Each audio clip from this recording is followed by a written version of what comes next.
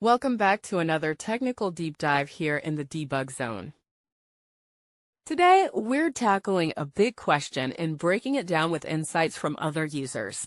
Hopefully, this clears up some misconceptions and helps you get the answer you need. So buckle up, stay a little curious, and let's jump right in.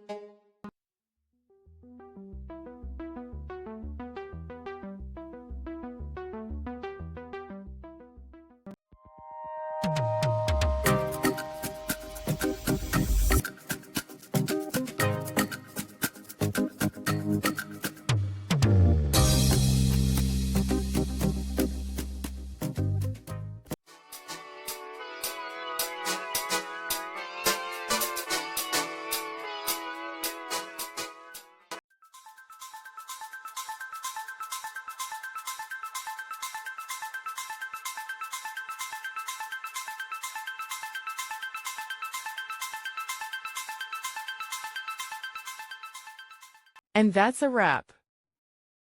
I hope you found the answer you were looking for. If you did, take a second to hit that subscribe button. It really helps out. And let me know in the comments which solution worked best for you.